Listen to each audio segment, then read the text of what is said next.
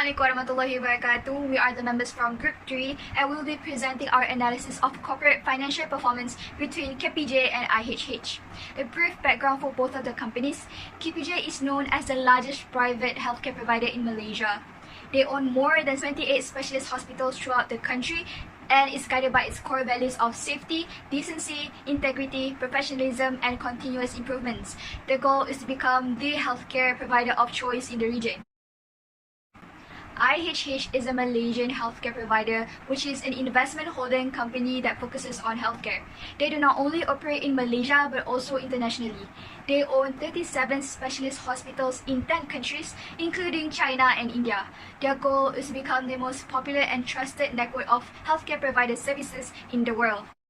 Assalamualaikum, my name is Rahifa binti Sharifah. So I will present for the first ratio, which is liquidity ratio. Under liquidity ratio, there are three types of ratio, which is net working capital, current ratio, and quick ratio. So let's go to one by one. The first is net working capital. This ratio is the difference between the current asset and also the current liabilities. So beside me is the graph that shows a comparison between the net working capital, KPJ, and IHH. In 2017, KPJ showed the lowest of net working capital among those 5 years analysis. However, IHH showed a huge improvement of net working capital from 2017 to 2018. Furthermore, during 2019 until 2021, KPJ showed a deficit net working capital until it reached negative value. The second ratio is the current ratio. So beside me is the graph that shows a comparison between the current ratio of KPJ and IHH. In 2017, KPJ was gained 1.01 of current ratio and then increased to 4.50 in 2018. For IHH, they are facing a decline value of current ratio throughout the year 2017 to 2021. So it shows that the company needs to have a more liquid asset to cover its short-term liabilities. Next, throughout the year 2019 until 2021, the KPJ current ratio was remain decreasing until it reached below 1. So it means that the company have a problem to meet their short-term obligation. The last one is quick ratio. The figures show a comparison between quick ratio of KPJ and IHH. In 2017, the quick ratio of KPJ was less than 1, so it showed that the company has fewer liquid assets than liabilities. However, it rising in 2018. For IHH, they experienced a high value of quick ratio, but then declined throughout 2018 to 2020. Even so, they are still able to pay their current liabilities in the short terms. After that, KPJ also faces a deficit value, which is below 1 in 2019 to 2021. I will explain about activity ratio. It measures how effective the firm is in managing their assets to generate sales. This ratio shows the amount of sales generated for every ringgit of asset investments. Throughout the year, the inventory turnover for both companies, which is KPJ and IHH, has shown a very different result in terms of handling their stocks in their inventory. For KPJ, it shows a very excellent result and higher rate, which indicates the effectiveness of KPJ in using their inventory to generate sales.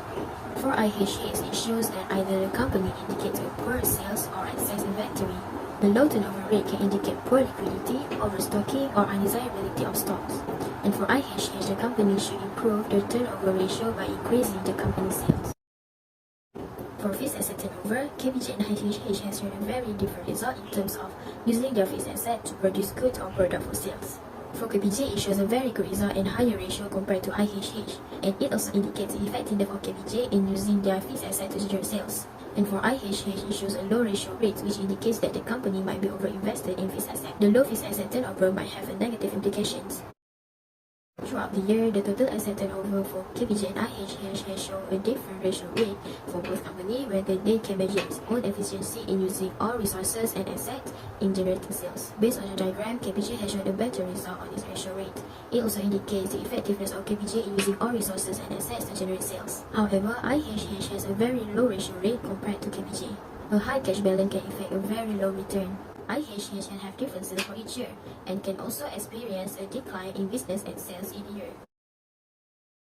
The next one is average collection period. Let's take a look on the graph. In 2017, IHH collection period was shorter than KPJ's, making it better and in a stronger position to recover the debt sooner than KPJ. In 2018, KPJ collected their company's credit seal 55 days quicker than IHH. From 2019 to 2021, IHH has a better debt collection timeline than KPJ. Next is the average payment period. From the graph, IHH had a longer payment period than KPJ in 2017 to 2018, which is better as it reflects the availability of cash in the company. In 2019, KPJ took 170 days longer than IHH. In 2020, IHH performed better than KPJ in taking days longer. In 2021, KPJ outperformed IHH, taking 132 days longer to repay credit purchases to suppliers. Next is account receivable turnover. From the graph in 2017, IHH had a 7.48 times greater turnover of account receivable than KPJ, which is 5.09 times. In 2018, KPJ was 6.55 times better than IHH in collecting consumer debts. In 2019 to 2021, IHH has a higher turnover of account receivable than KPJ, which is more successful at recovering consumer debts. For the leverage ratios, there are debt ratio, debt to equity ratio, and time interest earned. In the perspective of debt ratio, KPJ has higher rates of debt ratio throughout the 5 years. This may be the cause of utilities contributing to a higher debt ratio. Hence, KPJ will face a higher rate of company risk. Next, KPJ has higher rates of debt to equity ratio throughout the 5 years as compared to IHH. This happens when there is a higher percentage of the company of debt being utilized relative to the capital provided by the company's owners. Hence, KPJ will face a higher rate of company risk. However, for the time interest earned, IHH has higher rates of time interest earned throughout the 5 years. This indicates IHH managed to meet the obligation to pay the interest rate. Hence, IHH has more ability to pay the interest compared to KPJ within the 5 years. Hi, next I will explain the ratios under profitability ratios. The main purpose of these ratios is to measure a company's effectiveness to generate profit from investment and sales. The components that involve in this measurement is gross profit margin, net profit margin, operating profit margin, return on assets, and return on equity. First of all, I will explain regarding gross profit margin (GPM). GPM measures the gross profit or income generated from sales before taking into account of administrations. As can be seen on the graph given throughout the year 2017-2019, IHH remains a higher GPM than KPJ, but later in the year 2020-2021, KPJ generates higher GPM than IHH. This shows that IHH is effective and better at gross generating profit in earlier years, but then in the later years of 2020 and 2021, KPJ start to effectively generate gross profit than IHH. Net profit margin (NPM). NPM is net profit generated from sales after deducting the administration expenses, interest expenses, and taxes expenses. According to the table shows, in 2017 and 2021, IHH effectively generated net profit better than KPJ in those years. In 2021, a significant raise in net profit generated by IHH can be seen. But throughout the year 2018 to 2020, KPJ generates the NPM more effectively better than IHH. Operating profit margin (OPM) measures the profit generated from sales after deducting the administration expenses but before deducting interest and tax. Based on the table shown in 2017 and 2021, IHH generates its OPM more effectively than KPJ. In 2019, IHH is slightly more effective in generating profit after deducting operating expenses than KPJ. But in 2018 and 2020, KPJ is slightly more effective than IHH in generating the OPM.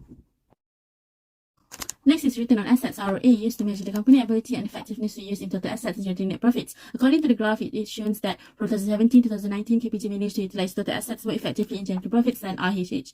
Despite decreasing its effectiveness in ROA, KPJ is still operating more effectively than IHH. But in 2021, IHH managed to overturn KPJ in utilizing total assets for generating net profit, leaving KPJ far behind in the percentage. Return on equity (ROE) used to measure the company ability and effectiveness to use total equity in generating net profits. ROE also measures the company ability to generate profits to its shareholders. Based on the graph, it can be seen that KPJ has the ability and effectiveness in using total equity for generating net profits from the year 2017 to 2020. Despite the decreasing number of ROE percentage in 2020, KPJ remains more effective than IHH. But in the year 2021, IHH managed to override and utilize the total equity to generate net profits better and more effective than KPJ. So, what is the future outlook for both companies? We can see that IHH is expected to achieve extremely significant growth and more crucially outperform the market. In contrast, KPJ is downbeat, having just made a significant downward revision to its short-term statutory projection for the company. One thing that stands out from these estimates is that KPJ is anticipated to develop faster than it has in the past and to be about equal to the larger market. In conclusions, the information given throughout the ratios that have been calculated shows that all the ratios are highly related to each other, but there are always the differences that require the attention of every single company out there. It does not mean that when a company effectively manages certain elements, the element will follow automatically. This is because there always be changes that need and changes that are required to be implemented to the business. The external and internal changes can give a huge impact to the financials and business stability. That's all from us. Thank you.